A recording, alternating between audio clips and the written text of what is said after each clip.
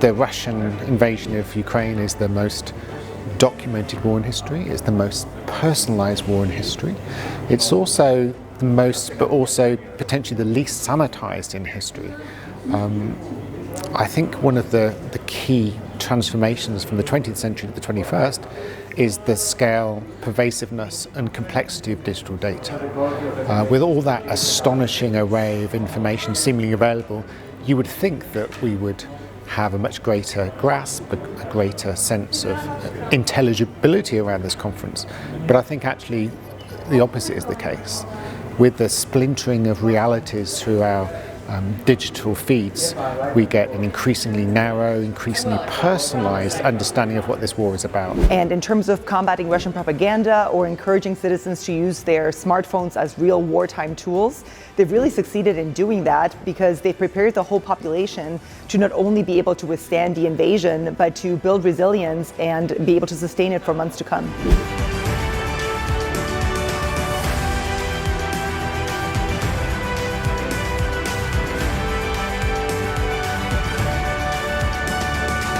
I think it's important that to take into account or to pay a bit more attention to the role of the big tech platforms and firms.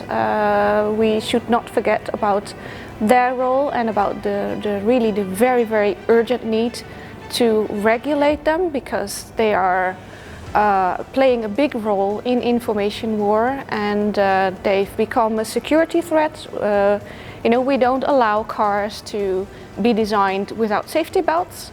In the same way, social media cannot be allowed without safety belts. So what Russia does is floods the zone with disinformation and falsehoods, not only to brainwash the Russian people and sow discord among the Ukrainian people, but also to confuse the West and, bombard us with falsehoods and make us tired. So that we have Ukrainian fatigue and we kind of zone out. And here in the West, we have the luxury of tuning out, but Ukrainians don't. And so I think it's really important for all of us to remain resilient in our information ecosystems and continue to fight disinformation, whether it's from Russia or anywhere. So there's a really common narrative that the West has effectively won the information war, that Ukraine has come out on top. And I think it's really important to push back on that kind of complacency, which I think we've seen develop over the last while. So what ISD has been doing in its research is trying to understand how pro-Kremlin narratives are still reaching audiences, not just in Western Europe and the US, but also across the world. So we've been looking across continents, across different languages as well, and trying to understand how that happens. And what we've seen is that there are several outlets that have crucial roles. So Russian embassies and missions, Russian state media and the various ways they've circumvented tech bans, unofficial and non-affiliated media, and then also third parties, content creators on TikTok, on Instagram, on Facebook, who all are contributing to the penetration of the Kremlin's messaging through to communities worldwide.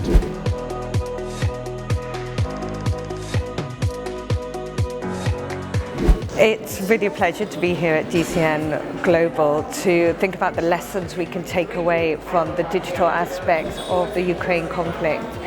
In particular, we've been thinking at the Institute about the way that tech companies have tipped the balance away from Russia in this particular conflict, really through reinforcing the various levels of the internet stack. And whilst that has produced huge amounts of benefits for Ukrainian people and for the global system, at this point in time, they've had a few hits and misses as to how technology has been used. And that's sort of the lesson take away through thinking about this is how can we enable tech companies to create deliberation mechanisms to make sure that their decision making on preserving and using all the levels of the internet stack is for the benefit of everybody and keep humanity center forward at their decision making. So I'm going to be talking about my perspective from the perspective of Ukrainian. I'm very happy that these issues that have been discussed on this event. They're very topical, they're very actual, and I'm happy that so many people in Europe and in the States understand the problems we have, especially when it comes to war in the digital age. It's very important that these things are understood, because what has happened to us may happen to anybody tomorrow, and it's very important to be prepared for these kinds of problems. And it's also very important, and I'm very grateful that these things are not treated like something that is not important. So thank you, and I'm very happy to be a part of this.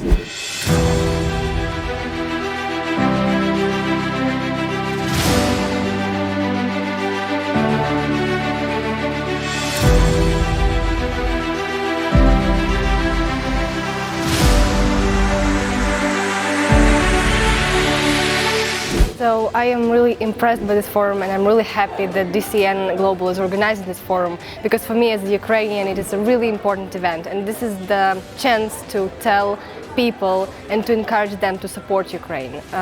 My panel was also really inspiring, and I'm really happy to see all of my colleagues, and it's always heartbreaking when they're showing films, when they're telling how their lives changed, and I'm really happy to see all of them and to talk to all of the people, to see how amazing the speakers are and how a lot of people are paying attention to this topic. So for me it is really heartbreaking how many people are paying attention to this topic, and I'm really grateful, and I think that this should continue. I think that actually during this conference, and what DCN is giving us is the platform to cooperate with different specialists from different countries in order to create something new, to create new projects to help Ukraine and the war in its favor. So we've met here lots of professionals from Europe, from America, and have already agreed to cooperate in the future, to create more content, to tell everything we have actually in Ukraine, for our voices to be heard. That's why I think the platform is of crucial importance, and we should go forward.